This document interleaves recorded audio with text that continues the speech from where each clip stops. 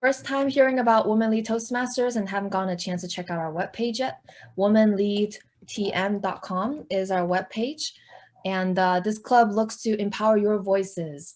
We provide a safe platform to practice your public speaking on a bi-weekly basis on Wednesdays, and empower women leaders through tailored theme-based meetings, and also develop your skill sets through monthly pop-up workshops.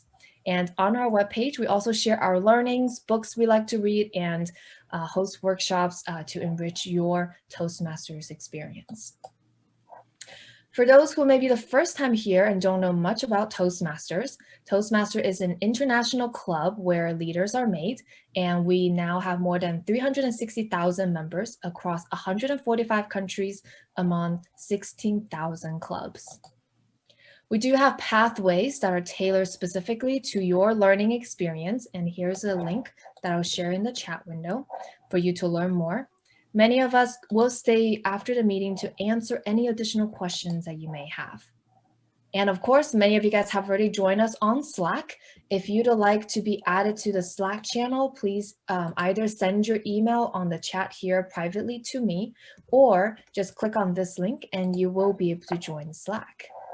All right, I am very excited to turn the meeting to our Toastmasters, Karen. Karen. Thank you so much, and for bringing so much energy to the meeting, because we really need that, because I think this is probably the end of most people's weeks. So we're the only thing that stands between them and the endless preparation for the holidays. So we have a very exciting meeting agenda, and I see that we have a few guests in the house. So I will kind of go over how this Toastmasters meetings works. The first part of the meeting, we explain what's happening. Then we introduce our 3 prepared speeches. So they've each prepared a speech for us. And that's a great time to practice our listening skills. Then we'll do table topics, and that's where everybody can participate. And of course, we'd like to include guests with that as well. So in a table topic, somebody will ask a question and you'll have an opportunity to answer it. And it's like a 1 to 2 minute thing. So it's not long. You can't get in much trouble in 1 to 2 minutes, right?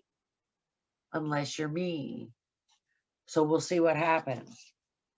And then we get into the last part of our meeting, which is the evaluation portion. And in this, we hear people tell the speakers what they did well and what they might get better at, and sometimes even what they might challenge themselves with.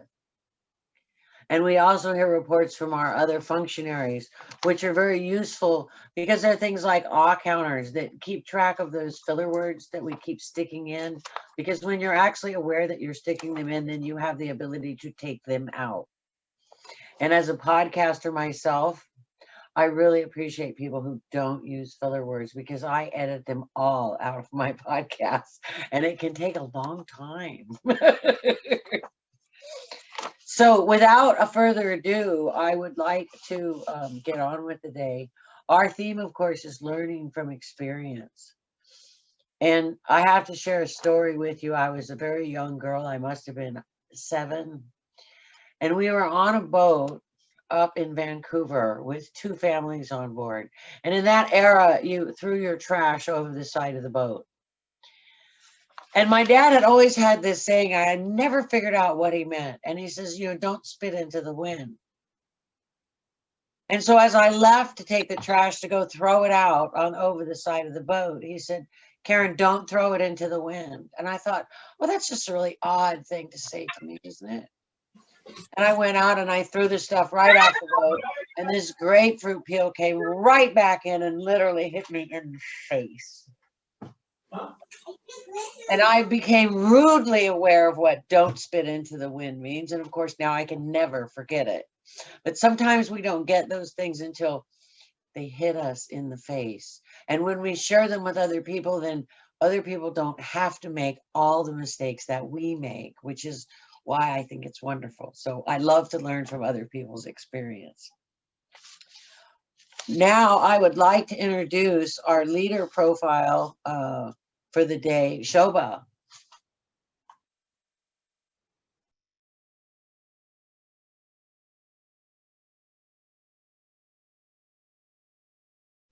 Shobha, I think you're muted. Myself waving my hands around without. You're good now. Yeah, thank you. So when I was asked to do the profile for the day, I was wondering who to talk about, which leader to talk about. Whenever we think of a leader, we think of someone who leads a country or a head of a corporate, an entrepreneur. But these two ladies are the ones I really want to talk about today. Emmanuelle Charpentier and Jennifer Doudna. They were awarded the Nobel Prize in Chemistry this year for discovering one of gene technology's sharpest tools. It is called the CRISPR-Cas9 genetic scissors. Researchers can actually use these to change the DNA of animals, plants, and microorganisms with extremely high precision. Imagine somebody has a gene mutation, somebody is suffering from sickle cell anemia or something like that. All it takes is to cut out that mutation and repair the DNA, and they are good. And that's what these ladies have achieved. This technology has revolutionized the molecular life sciences. It has brought new opportunities for plant breeding. It is even contributing to innovative cancer therapies and may make the dream of curing inherited diseases come true someday. These two were among the most 100 influential people in the world as per Times in 2015. In fact, they discovered this CRISPR method only in 2012.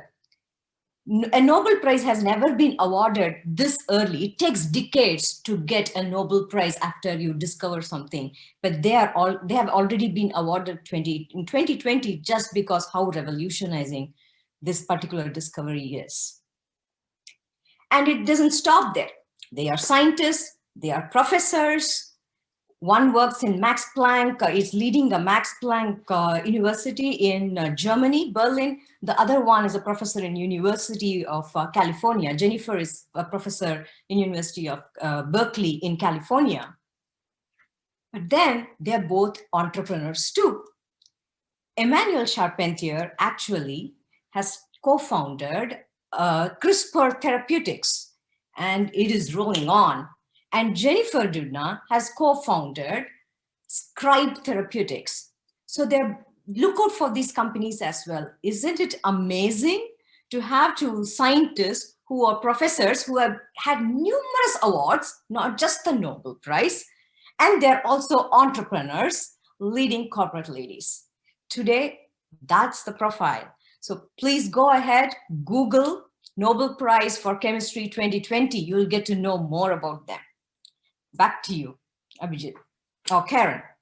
Wow, Shobha, that was really amazing. Thank you so much. And so much history. That was really rich. I really love this. Next up, we have Vicky Pan. She is our awe counter today, and she is going to help us control those filler words. My favorite word is so. Hey everyone, my name is Vicky. I am the awe counter today. The purpose of the awe counter is to note any word or sound used as a crutch by anyone who speaks during the meeting. So these words include, like Karen said, so, like, you know, so I just said one. So I'll be watching those. So watch out when you're speaking. Thank you. Thank you, Vicky. And next up is our grammarian. Deepa, can you share about the role with our audience?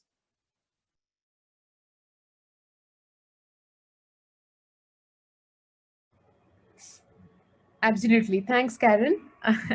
My name is Deepa, and I am the grammarian of the day. As a grammarian, my role is to evaluate the general word usage by every speaker, and towards the end of the meeting, give a report of how good or how bad a usage of sentences or words in a sentence was. And I will also report on the creative language usage. The word for the day is incorrigible. It is typically used as an adjective. and it means something or someone that's not not able to be corrected, improved, or reformed. For example, she is an incorrigible flirt. Thank you. I'm sorry, before I give it back to Karen, I encourage all our speakers for the day to try and use the word incorrigible in their speech today. Thank you. My story reflects that I was an incorrigible child when I was on that boat throwing the trash over the side. My parents would all agree. Next up, we have our most important role. Madhu will talk about the timing role, which is absolutely critical and hard to follow. Thank you, Madam Toastmaster. As a timer, I will time the table topic speakers, the formal speeches, and the evaluations. I will alert the speaker with some colorful Christmas backgrounds this time. Thankfully, Christmas colors are green, red, and yellow. At least today they are. This will be my default background.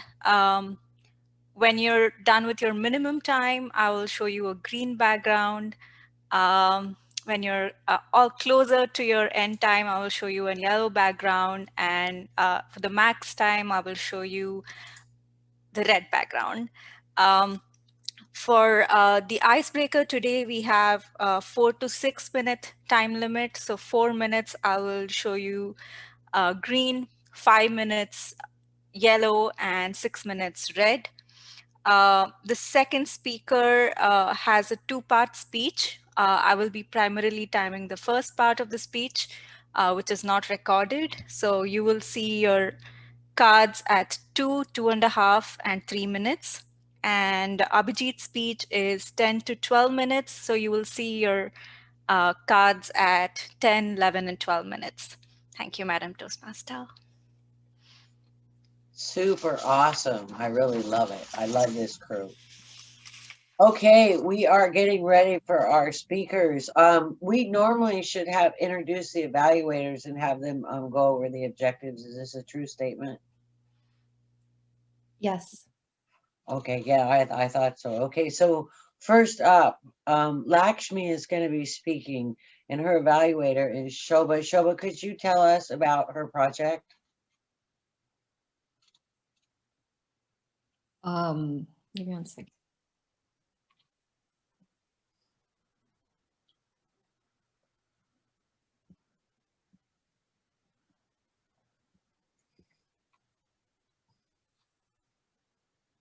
Lakshmi is giving an icebreaker speech today. And as we all know, the purpose of this project is for her to introduce herself to the club and learn the basic structure of public speech. Actually, I didn't get her pathways, so.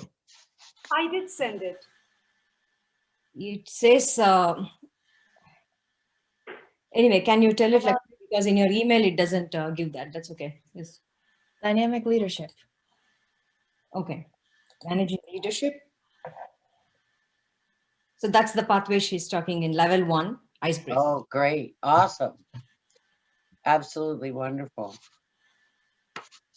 So now I'd like to introduce Lakshmi, who's doing her icebreaker, and it's titled My Comedy of Errors.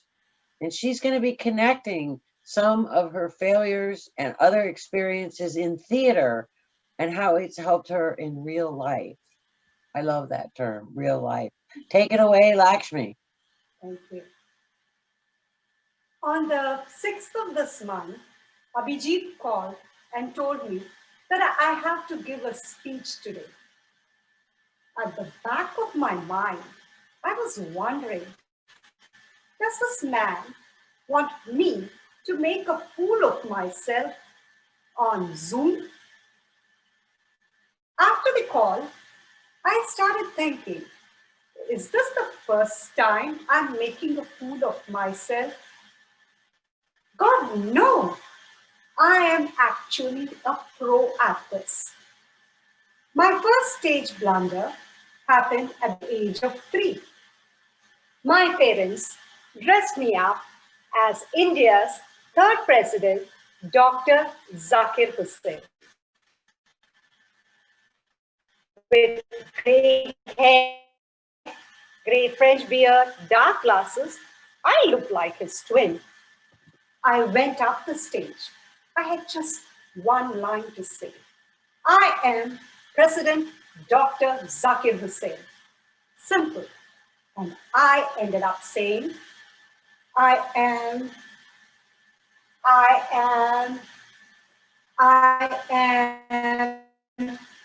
till another dragged me out of the stage.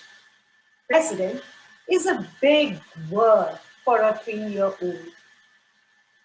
This was the start of my experiments with stage blunders. As a teenager, I took part in a lot of school plays. Sometimes forgot the lines because of lack of practice. I remember one play in particular, King Lear. I was Princess Regan. My director kept on reminding me to walk like a lady and not march. I did try my best when focused, but on the day of the play, in my excitement, completely forgot and marched onto the stage. The play was anyway a flop. Yes, not many in my school spoke English, and this was in Shakespearean English. Nobody understood. Some in the audience actually thought it was a comedy. I learned practicing and focusing are two very important aspects. Also, to have a good impact, we have to be conscious of the kind of audience we have. Life moved on. I came to the US.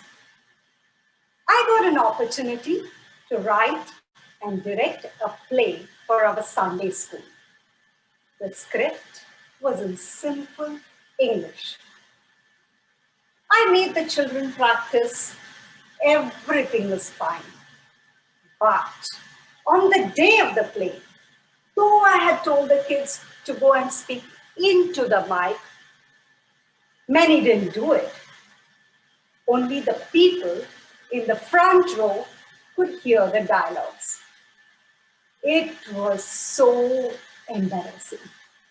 I had made a fool of myself and the kids in front of about 800 people. Next year, we had an international meet. I volunteered to write and direct a play with 32 kids in it. It was an amazing Bollywood-style play. Music, dance, fight, romance, comedy, tragedy. It had everything. This time, the dialogues were pre-recorded. Everything was going on well. I made the kids practice, and I thought I was good to go. But I never had full attendance during the practices. And in fact, I didn't have full attendance on the day of the performance. An actor fell sick, and I had to ask another actor to do this role too.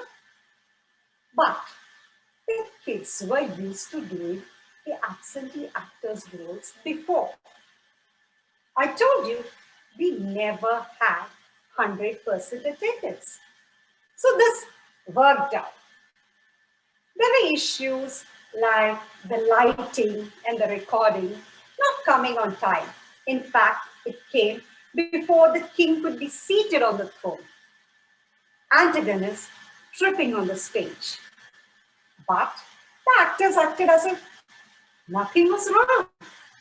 A king in a hurry need not be seated before he speaks, right? Antagonist falling added to the comic relief. The play was a huge success. From these experiences, I learned practice, perseverance, adapting to situations, learning from mistakes, and not making them again is very important, not just on stage, but in real life also. Unfortunately, I still can't walk like a lady. Madam Toastmaster. Wow, Lakshmi, that was awesome. Absolutely awesome. And your icebreaker is behind you. How easy is that, right? Thanks to you and Abhijit. No, excellent, excellent job. Now, I'd like to take a moment so people can put their feedback. Do they just send that right, or we have an Darren, we can't evaluation hear form? you, or is it just me? It is just you. There is an evaluation form in the chat. Ah, okay, so look in the chat window. There's an evaluation form that you can use. Please give Lakshmi some detailed constructive feedback. That's what really helps speakers the most. I loved it when you said this. I wasn't clear about that. Give her what you got so she can make it better.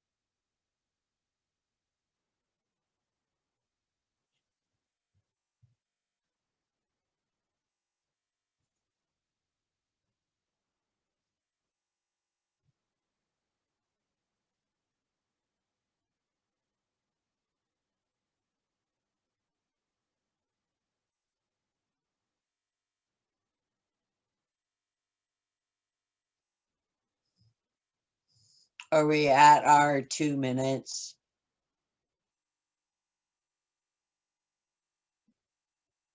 I think we must be close. She cannot hear you. Yeah. Okay, all right, there we are. Okay, excellent. Our next speaker, we are really getting a plethora, by the way, of speakers today. We've got people kind of all over the map, right? Lakshmi, this was her first speech ever. So that was super awesome. And now we're going to hear some more experienced speakers. So Renee will be speaking. And Sozar, you're doing her evaluation. Could you talk to us about her project and the purpose and what we should be looking for? I certainly can, Madam Toastmaster. First, she's wearing a ball gown designed by... No, Renee is speaking from Dynamic Leadership and Pathways, Level 4, Elective Project 1, which is Create a Podcast. And it's an 8 to 10 minute presentation. She's going to do a 2 to 3 minute introduction, and that's the timed part, followed by a 5 to 7 minute podcast. And the title of it is Gene, and that's Gene, Gene. So. Awesome, Solzar. Thank you very much. So Renee is going to tell us in the next 10 minutes why genomics is important, how it's changed over the years, where it's going, and why you should care. Take it away, Renee. Thank you. I first of all really want to thank Shobha for setting the stage for my talk. Not that we actually talked about what we're going to talk about, but she brilliantly has set the stage of what CRISPR really is. So gene testing in the future is going to be as critical and as important as your yearly checkup on your cholesterol, for example. Our gene is 3 billion letters long, with letters filled of A, C, T, C, A, T, C, G. You're now looking at me, oh my gosh, she's gonna go into a biology class now that I hated in high school. It's actually pretty fun. Think of a book that has one page has 2,000 letters on it, and one person's genome will be a 2,000 million pages book. Can you imagine that? And this book essentially, or genes, essentially is a user manual of how we work, how we talk, how we walk, why are we on social media every 3 seconds? And one of the funniest things that I read is one of the scientists found out that he would sneeze after eating dark chocolate. Thank goodness that is not me. I love chocolate. And in 2003, just 17 years ago, the first human genome project was completed. And that was a national scientific research project to figure out with the goal in mind of determining the base pair of human genome. And it was done actually 2 years ahead of schedule and within the budget limit as well. Guess how long and how much it took them? Any numbers, guesses? Come on, I'm looking at you guys. Give me a number. $1 million. $3 billion and 13 years to complete the first human genome. And American biologist, molecular biologist James Watson had his gene sequenced, and that took him 4 months and $1.5 million. He then provided his gene uploaded online for many researchers to take advantage. 1 year after that, 2019, Steve Jobs spent $100,000 to get his genes sequenced to help fight cancer. 1 year after that, in 2010, not sure how many of you guys know Ozzy Osbourne, and in 2010, he spent about $40,000 to sequence his gene, not to find out what might kill him, but to find out why hasn't he died from the constant overdose of drugs and addiction. And in 2014, many years later, it only cost $1,000 to sequence genes for one person. And that's 13 years down to 1 day, and $3 billion down to $1,000. That's huge transformational impact in this genomics industry. Now, with technology advancement, readily available compute resources, and communities' trust in how genomics will transform this space, I today would like to set the stage and share with you a little bit about what is genomics, why it's important, what is CRISPR, some of the CRISPR application, its advantages, limitation, what are some of the companies that are doing well in this space, and where is genomics going by 2030. Without further ado, I will play the next 5 minutes of my pre-recorded podcast for you to get a sense of this interesting topic, and I will make the rest available in an upcoming blog post. Please let me know if you guys can hear it.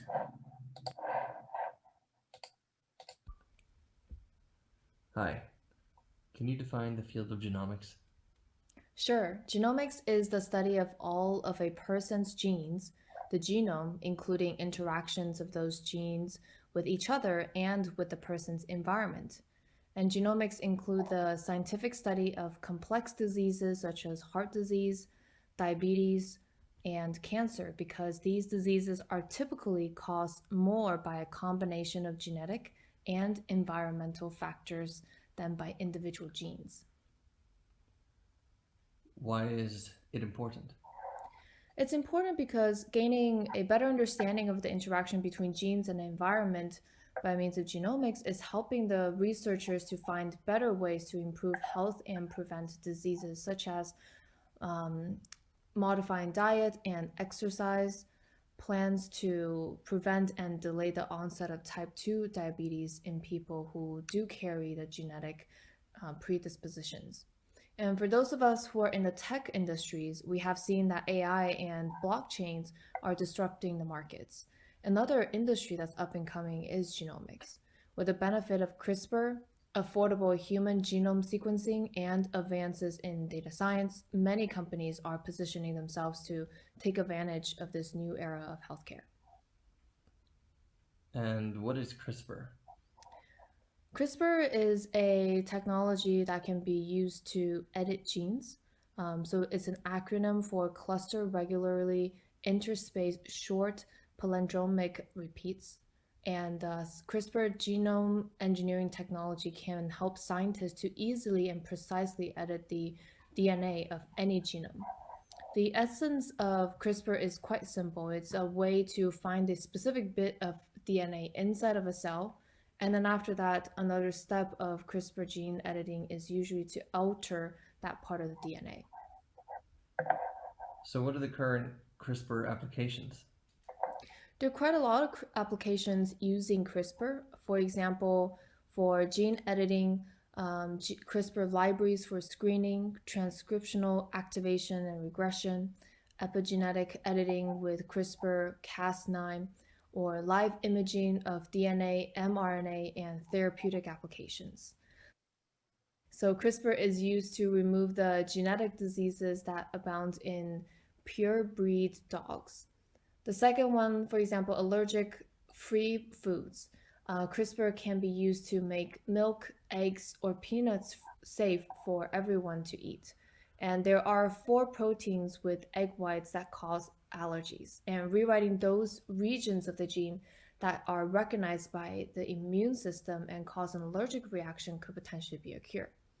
And I'm definitely a coffee person. And if you still want to drink coffee at night, a lot of us are more leaning towards having decaf coffee beans.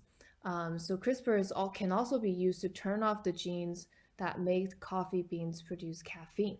It has a positive impact on the flavor, nutrition, and cost of decaf coffee. Why does CRISPR seem to have such a high advantage over other genome editing techniques? What are their limitations? Yeah, so CRISPR technology is more advanced than a couple other ones. For example, ZFNS or TALENs or AAVs, and then we have CRISPR. CRISPR is, from the cost perspective, a lot lower than the other 3. And from the complexity side, it's a lot easier, and also it's a lot easier from the multiple edits perspective as well. So essentially, it has huge advantage in its simplicity and efficiency. It is difficult to deliver CRISPR material to mature cells in large numbers, which remains continually to be a problem for many clinical applications. Okay, and that's the end of the one portion of the podcast. The remaining of it, we will share that in my upcoming blog post for you guys to learn more about genomics and gene editing as well. Super awesome. Thank you so much, Renee. That was awesome. Okay, everybody go into that evaluation form. The link is in the chat box and start giving Renee some feedback. The more detailed, the better.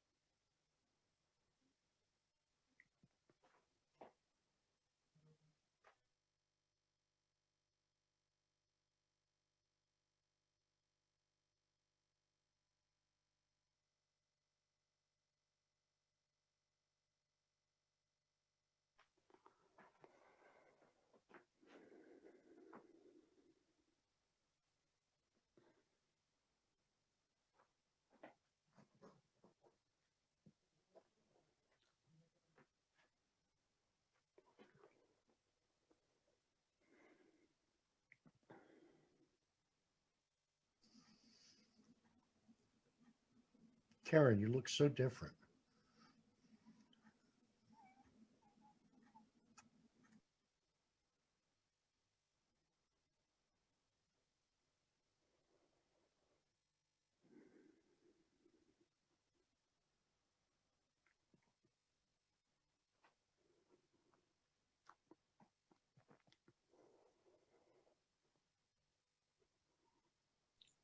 I think we are close to time. And so it is time for us to queue up our final speaker. But before we have Abhijit come on, I would love to have Helen tell us about his project. Good evening. Thank you, Karen. Abhijit this evening is speaking on the effective coaching path, and he's achieved all of the levels except level 5. Hooray on that. So this evening, as part of that project for level 5, his speech will be reflecting on this path, talking about his journey, who has helped him in this path, and in enlightening us about the path in general. So we'll be looking for how well he integrates his entire experience with the path and entertains us, because it's a fairly lengthy speech, 10 to 12 minutes. And he told me he wanted to be sure that we weren't bored. I know we won't be bored because he's a great speaker, and I'm really looking forward to it. Thank you, Karen. Awesome, Helen. Thank you so much. So this is Abhijit, and this is Coming to Life is the name of his speech. And he says, have you ever pondered over the path you have taken? Abhijit's getting a chance to reflect on his path, and he realized that there are many people that contributed along the way. He has tremendous gratitude for those contributions. Take it away, Abhijit. A speech is nothing more than black squiggles on a white page. How do you bring those words on the page to life, to connect with your audience? You just have to be willing to take that first leap. L.E.A.D.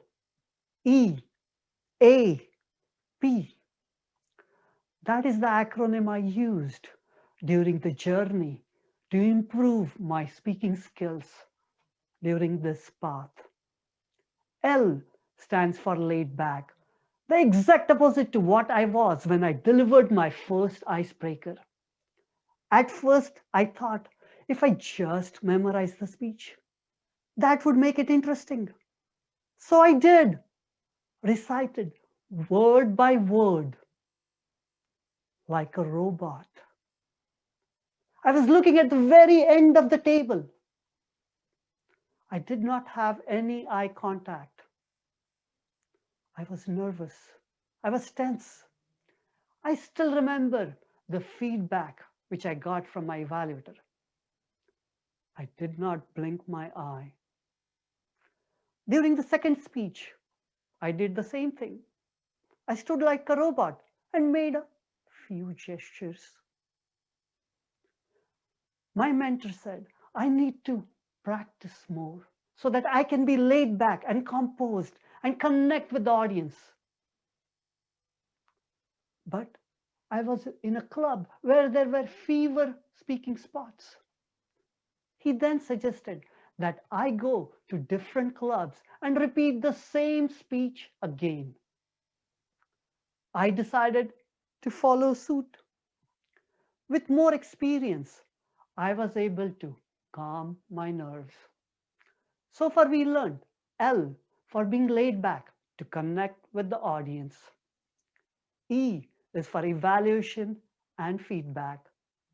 It was February 8th of this year. I was at a Toastmasters event. Darren Lacroix, the 2001 world champion of public speaking, was just finishing his keynote. It was the time when fellow Toastmasters are preparing for the International Speech Contest. I was too cool for the contest. During the chat with Darren, he suggested that I go for more stage time. More stage time. He encouraged that if I want to become a better speaker, I should grab every opportunity to speak.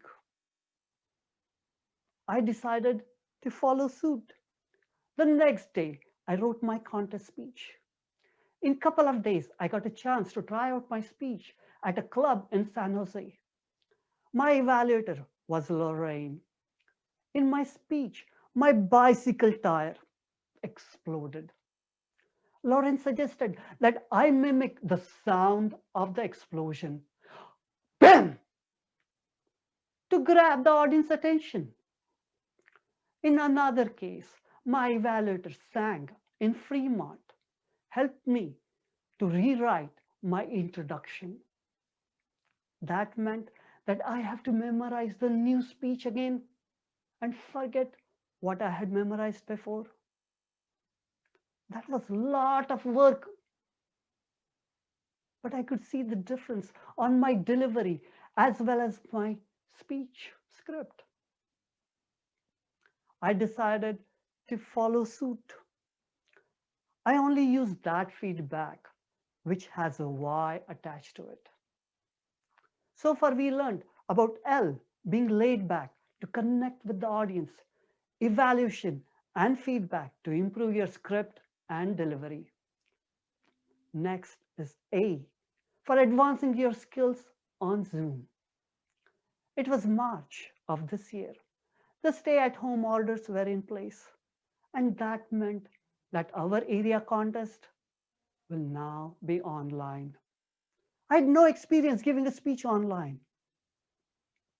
I got a chance to become a demo speaker or a target speaker for a District 4. During the practice run, I gave the speech with the camera at my waist level. My fellow Toastmaster Mark immediately pointed it out that I need to have the camera at my eye level and maintain the eye contact with the lens. He suggested when the camera is at the eye level, there is zero or very little psychological effect on the audience.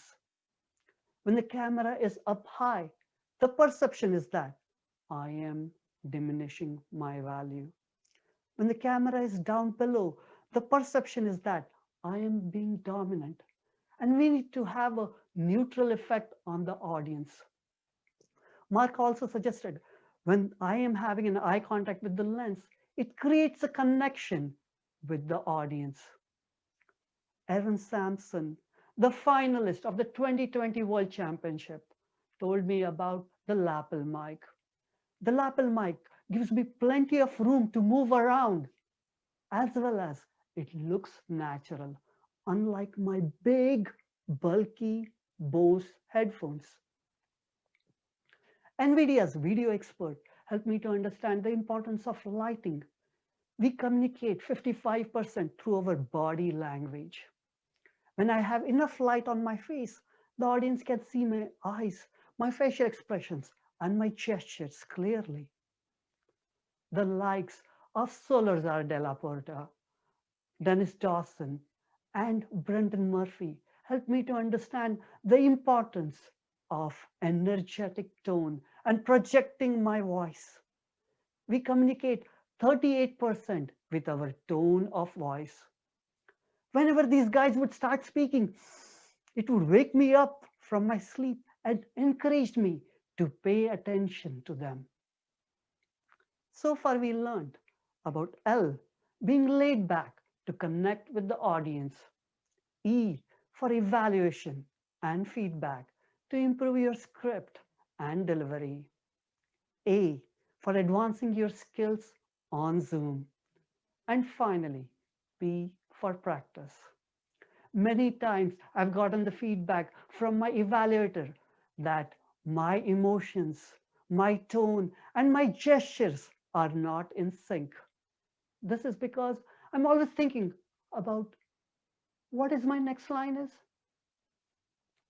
My mentor, Dennis Dawson, suggests you practice the speech so much until you sound natural. And then you continue practicing until you sound really like as if you're telling the story to the audience. I was preparing for the humorous speech contest. Dennis said, my gestures are not authentic. I decided to practice my speech every day. I used to get up in the morning, get outside the house, and start practicing in front of the garage. I realized that the more I practice, my tone, my emotions, and my gestures were coming in sync. It was as if I'm sharing a story with my friend. I could see the impact of my practice on my speech. My speech was coming to life. To recap, L stands for being laid back, to connect with the audience. E for evaluation and feedback, to improve your script and delivery. A for advancing your skills on Zoom. And finally, P, to practice until you sound natural. I encourage you to take the leap with your next speech and see how it works for you. Madam Toastmaster. Thank you, Abhijit. That was leapingly awesome. That was absolutely fantastic. What a great compression of an entire path that everybody got in a very short period of time. I'm very impressed. So now we'd like to take a minute and give Abhijit some great feedback. So pop open that evaluation form. Tell him what you loved. Tell him where he could make it soar even higher. Push yourself. Thanks.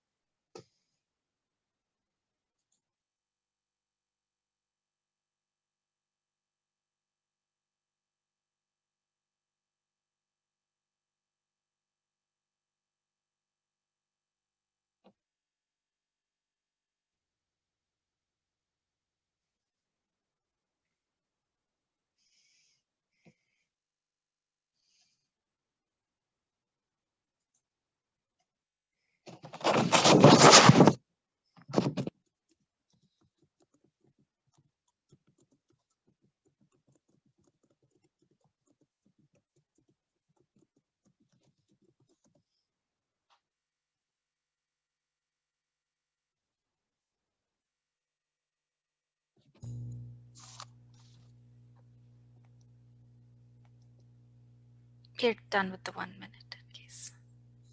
All right. Excellent. Okay, we are currently running over time. And so I think our best bet will be if we skip over table topics, which I hate to do because they're so much fun, but otherwise we won't end on time. And we are the last thing standing between most people and being off. So we have to respect that. So what I'd like to do is hand over the show to our general evaluator, Nishant, who will allow our speakers to get some fabulous feedback. Thank you, Madam Toastmaster. So we get to the part where not me, myself, all the evaluators not criticize, give awesome feedback. And not just the evaluators, we have reports Let's get straight to it. I would like to invite our first evaluator, Shobha Rao, to give us an evaluation of our speaker number 1, Lakshmi. Shobha, please take it away and blow us away. Thank you. Thank you, Nishant. So Lakshmi, you gave an awesome icebreaker today. I've been in Toastmasters for 10 years. And the one speech that I always look forward to from everyone is the icebreaker, because that's where we really get to know the person and and what they do.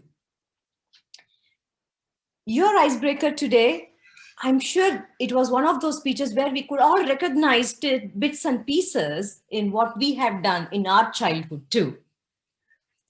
Right from where you started dressed as Dr. Zakir Hussain and then moved on to your theater and play as a child where it was actually flop.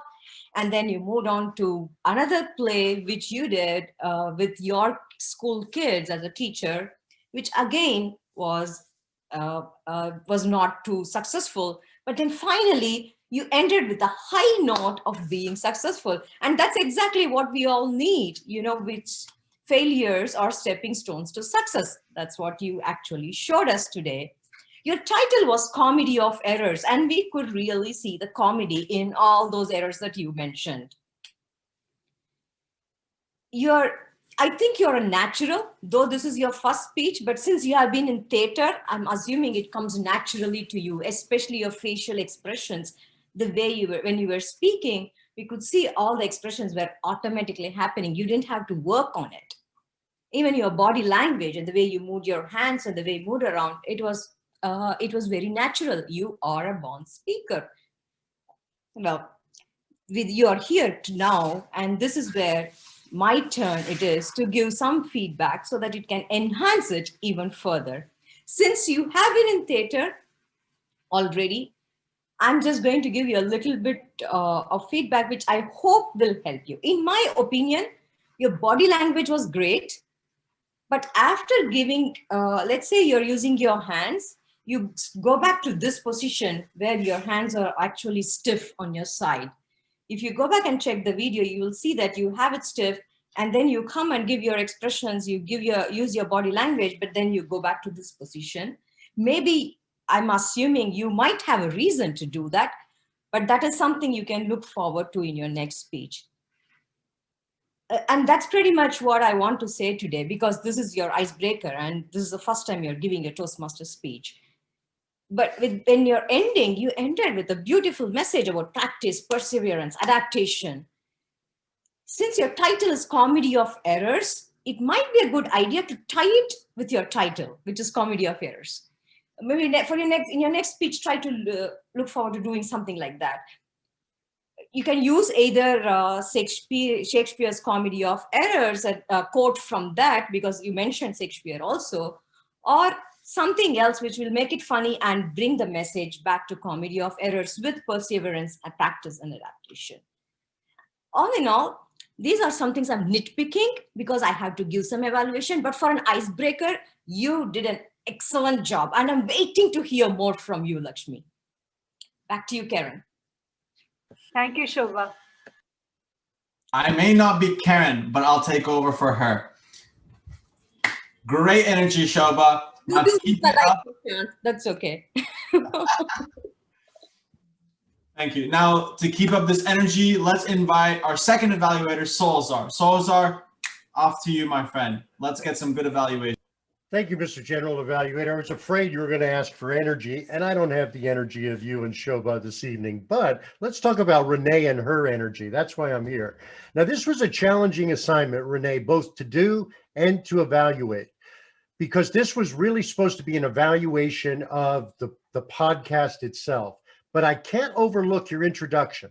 I think your introduction did two very strong things. It established you personally and your presentation style, and it gave us a sense of you, and it also gave us a foundation of the topic. And then we shifted into the podcast itself, and that's where I think it lost a little focus. Now, the information in the podcast was amazing. It was detailed. It was technical. It had a lot of information, but what we lost in that podcast is the part you gave us in the beginning. I lost the personal Renee who drew me in. So I found that a couple of things that I would suggest along those lines. One is, I think you should have shifted your background or done something else to not just sit there and listen to the podcast with us. You needed to shift the scene for us so we weren't watching you, because I really was looking at you, wanted to hear you speak. I didn't want to hear your podcast. The other thing I noticed in the podcast is that we had a series of questions. And I'm sure you've heard this from me. I know Abhijit has heard it for lots of times, but an interview is a conversation. So what we lost in the podcast was transitional conversation from the topic to topic. When you put CRISPR in the chat, I loved that. I loved knowing what the acronym CRISPR was: clustered regularly interspaced short palindromic report. I mean, repeats. I love that. And I would have loved to hear you tell me that, because honestly, listening to some of your knowledge in the podcast, it didn't engage me. It was great information, but I wanted Renee. That's who I wanted. I wanted more of you. And I felt that some of you got lost in your desire to make sure we had the information. So I'm going to tell you, one is the best parts of you speaking is you speaking. Your smile, your personality, your energy, and the way you choose to present. So what engaged me was your 2 to 3 minute presentation. What didn't engage me was the podcast. So I would love your presentation extended into the podcast so we get more of you, because you are the key that draws us in. And then talk to me like the uninformed person I really am. Baby me along a little bit. Tell me what CRISPR means. Tell me why CRISPR, when you started into why these other ones were not as good as CRISPR, I got to admit, I got up, made a sandwich, watched the football game, and then came back and listened to the rest of the podcast. So thank you so much for all the work you put into this, for asking me to be your evaluator, and good luck. I look forward to more. And thank you for sharing about the genes. I'm glad I learned that. Back to you, Mr. General Evaluator. Thank you, Solzar. Now that was a fat lie, Solzar. You said you didn't have the energy, but I saw energy, I felt energy, I heard the energy. Now, Helen, not much pressure, really not much pressure, but over to you to give a great evaluation for Abhijit. Please welcome Helen. Thank you so much. I really enjoyed your speech, Abhijit, and I really liked hearing about your journey to complete your effective coaching path. In particular, you're starting out, calling out all of those who helped you in the journey and how specifically they gave you both great feedback and advice and challenged you to really step up. Clearly, you are not incorrigible. You are willing to learn and change. So yay on that. I like that you repeated that mnemonic, LEAP, for being laid back, evaluating and feedback, advancing your skills, both in Zoom and your skills as a speaker, and practice, practice, practice. So it's LEAP with several P's, I think, an extra long P on the LEAP. What I think you could possibly work on is to slow down a little bit and give the audience a little bit more time to process the great advice that you're giving as you're telling us your journey. And add some humor. Poke fun at yourself or at some of the others. Perhaps the story about the bicycle and the big pop, the noise, that was great. You might have played a little bit more on that, because it could have been a lot of fun. And I would like to challenge you to perhaps give an example. Be willing to reach back and say, this is what it sounded like the first time, and give your first go at that speech.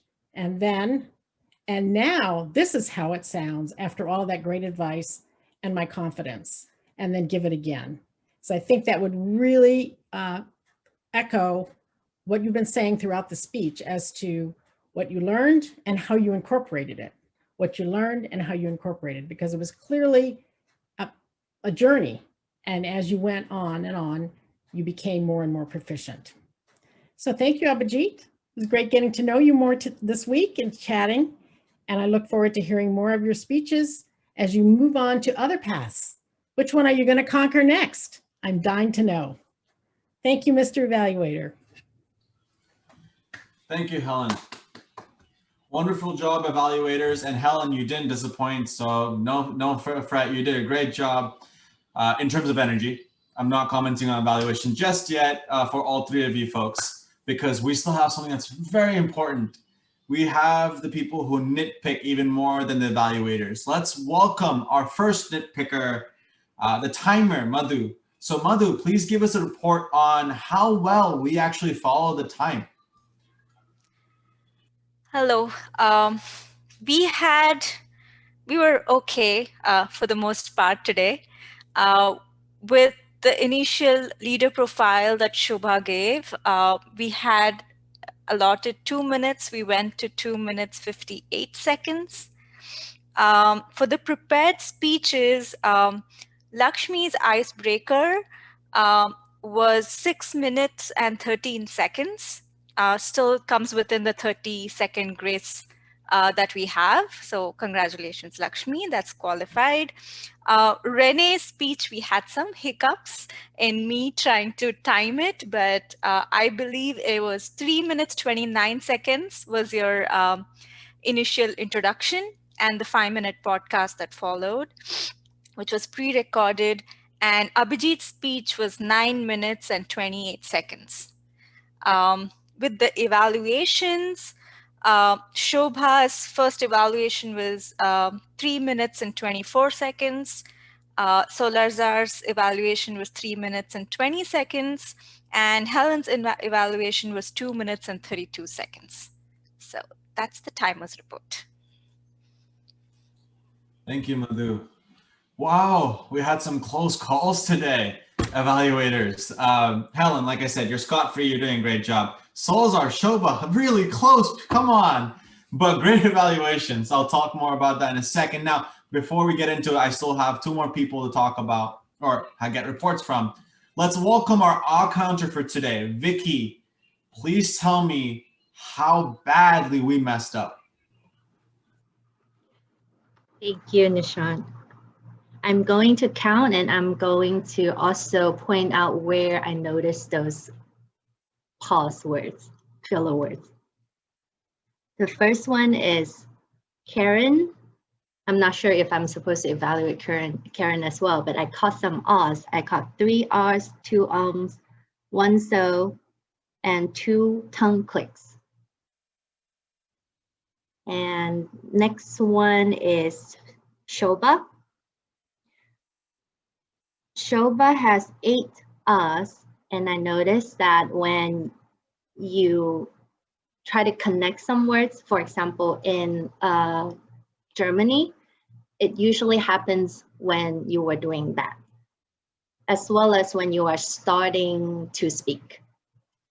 So those are the 2 times that you tend to say And then the next one is Madhu, our timer. I think Madhu is not very conscious when she's saying the ahs and ums. And I have recorded 15 ahs and 8 ums. So a lot of improvements we can looking forward to. And then the next one, Lashmi, I have nothing. Awesome. Next one, Solosar. You did wonderfully as well. I caught only one so, and that is lingering after you were done. And then also when you are speaking very enthusiastically, you tend to repeat some words like you. So that's it. And then next one is Renee. Renee, I split it into 2 parts. The first part, when Renee is actually talking to us, she has 4 us Usually is when she's not familiar or with what she is going to say, then she would fill in an "ah." And then also one N when she's speaking. The second part is in the podcast. Again, due to the same reason, she had 3 ahs and 3 ums. And my next one is Helen. Helen, I noticed that you did a wonderful job in terms of not speaking your ahs and ums, which is awesome. You have 3 tongue clicks, which is something that I've never paid attention to before. And I noticed that today, actually. Abhijit is my next. I have nothing. Great presentation, very prepared. And then my last one is Nishant. I love your delivery, to be honest. And you only have 3 ahs and 2 so. With the amount that you speak, I am very impressed. So that concludes my nitpicking today. Give it back to you. Thank you, Vicky. A very thorough job, and everyone is fair game. Everyone, anyone is fair game. So very well done. Thank you so much for nitpicking. I have some moisturizer. I will deal with my first degree burns a couple after this meeting. If anyone needs more, CVS is open, I think, till 10 o'clock, so you have some time. Now, let's move on to Grammarian. I would like to now invite our Grammarian to the stage to give us more information. So Deepa, how did we do in terms of grammar? Let us know. Hi, Nishant, thank you. Overall, from a grammarian perspective, everybody did a really great job. I want to call out, I forget the name, Renee, sorry. I want to call out Renee's speech, specifically for the usage of metaphors, how she compared the genes to a book, and how the words or the letters in the books, the 2000, it presented a really good picture of what she was trying to convey. Except for Karen and for Helen, nobody else used the word of the day, incorrigible, and both Helen and Karen used it appropriately and correctly. And with that, that's the grammarian report for the day. Thank you. Thank you, Deepa.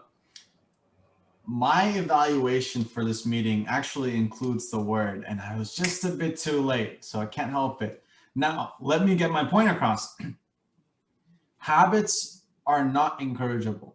Not saying it, I'm not sure if I'm saying this right, but they are not encourageable, especially those that are verbal. Everyone can improve and anyone can improve. That's what we're here at Toastmasters, to get better at not just speaking, but also presenting, et cetera, you know the rest of the lines. Now moving on to the evaluators though. Evaluators, you did an awesome job today. It was really hard to find something that you all could improve on. However, there is one thing I think you can take away from each other. Some people, will not name who, were good at being very specific with certain things. For example, this is what I really saw stood out in your speech that you could have done better, and then targeted it. Some were very general. Now, the balance is very important. However, I think for speakers who did such a great job today, for them, being very specific is very important.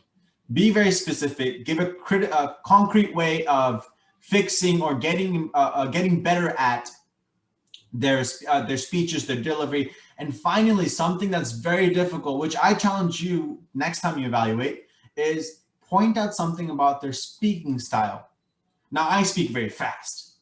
I speak very, very fast, very, very dramatic. But that's what I need critique on. Is it too dramatic? Is it something I should try differently? That's something I would like. And I think that's something all the speakers would like is, for example, like Abhijit mentioned natural. Was the speech natural? That's something you could have pointed out and talk about maybe how he could have made it more natural. So just as an example, overall though, a great thorough evaluation. And I love the meeting today. I mean, everyone had some experiences today, learned from it, and we'll learn from it, hopefully.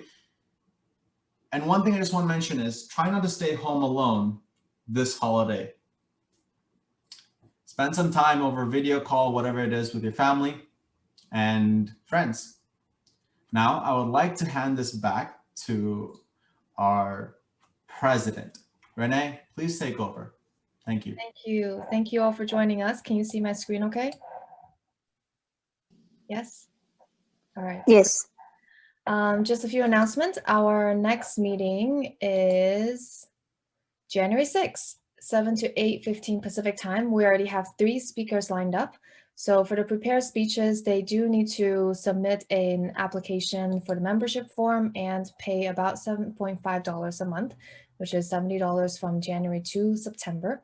And this bit.ly link or the QR code is will be ready for you in an email after this meeting. And we can be found online over email or over Slack, Facebook, LinkedIn, anywhere, any platform you like, we are on it. So feel free to reach out to us, and Merry Christmas, everyone, and Happy New Year. Thank you so much for being here today. The officers will stay around to answer any of your additional questions, but if not, I will like to adjourn the meeting, and we're ending right on time, 8:15. Actually, 1 minute early. So Merry Christmas, Happy New Year's. For those of you who don't celebrate Christmas, stay warm, stay healthy, wear a lot of whatever festive color you'd like. Thank you all.